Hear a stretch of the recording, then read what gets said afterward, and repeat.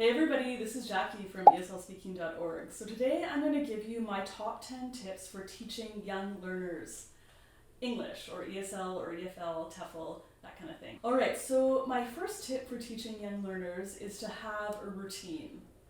So everything should have a routine. How to take out your book out of your bag, how to use your pencil, how to sharpen your pencil, how to line up to go eat lunch, how to go out for recess, how to come back into the classroom, how to get ready to go home at the end of the day, etc. Literally everything should have a routine. If there aren't routines, students will just be doing a million different things, not on the same page as you, not on the same page with each other, and it can be super stressful.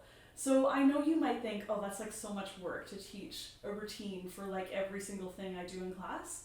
But I always think it's time well worth it, because then everything else you do like later on after that first week, for however long you have those students, will be so much easier. So think routines and teach students routines and be consistent. And you know, kids like routines for sure. They like when they know what they can expect. So they'll feel safer, they'll feel better, you'll have more control over your class, and it will just go better. All right, my second tip for teaching young learners is to lower your expectations. I mean, I taught in a Hagwon, which is kind of like a private cram school in Korea, in my very first year there, and they were kindergarten students. But they start kindergarten earlier in Korea. It was more like a preschool, I guess. So the kids were actually like, I want to say 3 years old, or 4 years old, and I was trying to teach them English. They didn't know how to hold a pencil. They couldn't really go to the bathroom by themselves. They were just like learning just how to be in the world. So I mean, of course I taught them a few things like colors and like names of animals and like that kind of thing. But you know, don't stress out too much about it. Kids pick up language pretty naturally, so even just you being there reading them books, talking to them, simple conversations, that kind of thing, you actually are teaching them language. So kind of have lower expectations, don't be too hard on your students. There's little, and it can be not that easy for them to be sitting in school all day. The third one is songs and chants. So kids love songs and chants. I mean, honestly, I'm a terrible singer. Like probably the worst singer. I would never sing on camera for anybody ever, so you'll never see me making a YouTube video with a song. However, YouTube is gold. You can find a song for kids for any topic, any grammar point, etc. People have done such good jobs with that kind of thing. So just have a look on YouTube, and I mean, I don't even really sing along. I just kind of half-heartedly do it, but the kids like love it. And I sometimes even hear them singing the song like after class or between classes or whatever. And then I think like, I've done quite a good job here. They're like singing this song to themselves after school. So definitely check that out.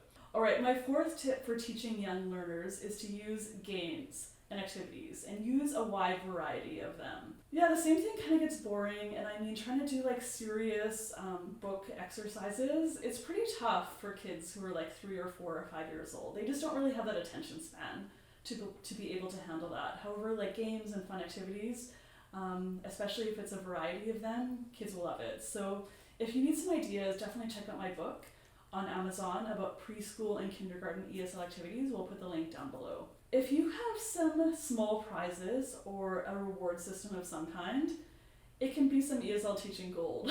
Honestly, I never teach kids without this. I don't know if it's a bit of a crutch or whatever, but like, I just find if I have some sort of reward system, the class goes so much more smoothly. So I'll usually do like little stickers, or I'll have like little stars on the board or something. And I don't love to give out prizes every class because it's just like candy, and I don't necessarily love to give candy to students without their parents' permission. You know, some parents are like kind of health freaks or whatever, kind of get annoyed by that. So I generally will keep track over like the week or the month or the semester, and students are able to see their progress. And then at the end of the semester, every student will get a prize. However, the one with the most stickers or points or whatever will get the first choice of prize. So everyone gets something, but there is a little incentive to like, you know, get the most stickers. And I give stickers not just for whoever's good at English, but if somebody maybe like helps me clean up trash on the floor, or like does a really good job of packing up their bag at the end of the day and is the first one waiting in line to go home or something like that, or they just were very kind to a classmate or something, I'll give stickers for that as well. Alright, so the next one when teaching young learners, number 6, is to review a lot. This is like any age of language learner, you need lots of review. So don't be scared to kind of do the same thing every day. Review days of the week every day. Review colors, animals, numbers, that kind of thing. Students have to hear it like 5 or 10 or 15, or some students, the slower ones, 20, 25, 30 times before it can really stick in their head. So help students do that in your class. I think it's better to teach fewer things, but just teach them a lot, instead of teaching everything and students kind of leave your class without really knowing anything solidly. It's better that they just know a few things really well. Alright, next one. So number 7, when teaching young learners, I love to use a textbook. It can be a bit overwhelming to go into class every single day and kind of feel like, what am I gonna do? I have this bingo game, I have this book, and kind of putting together these random lessons. There are lots of really good ESL textbooks for kids out there. So especially Let's Go is probably my favorite one, kind of for like, they started the starter series, so students who are just learning how to read. And they go up kind of like to the end of elementary school, I would say. So that's my favorite series, kind of the one that I always use for teaching kids. And they cover everything in a very organized fashion. And so if you base your lesson plan on 1 or 2 pages or a chapter, depending on how long your class is, it's just going to be so much easier in terms of lesson planning time required. The students will be better served because they'll actually have a comprehensive overview of the language, and the people who are writing those books are quite smart. They did a bunch of research about what the best things are to learn first and second and then next. So yeah, definitely check that out. Alright, so then number 8, my tip for teaching young learners is vocabulary. When you're learning a language, you need vocabulary. It doesn't matter how good your grammar skills are. If you don't have that word ready to go, you can't talk. So teaching young learners, they know basically nothing. They know 0 vocabulary oftentimes when they come into your class. So that's what I focus on at the beginning. Very simple things like my name is Jackie, it's a pencil, he is Tom, things like that. So just making very, very simple sentences with basic vocabulary, even though basic vocabulary we see in the classroom, things like colors, numbers, etc.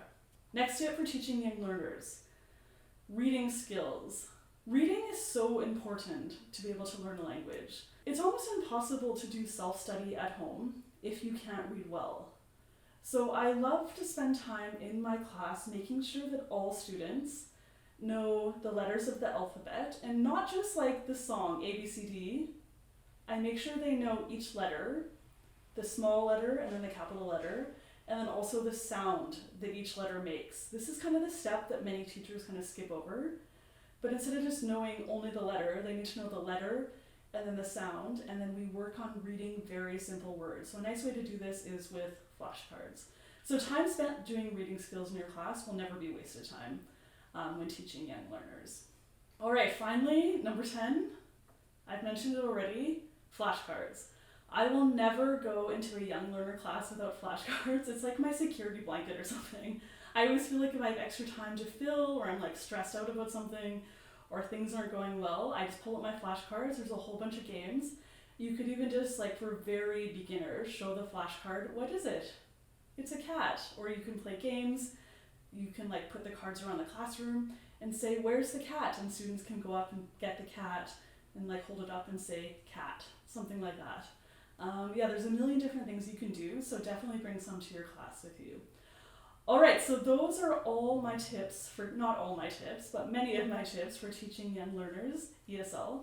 If you want some more ideas, be sure to check out my book on Amazon, ESL Classroom Management. I'll put the link down below. Alright, please hit like, subscribe, and I'll catch you next time. Bye everybody.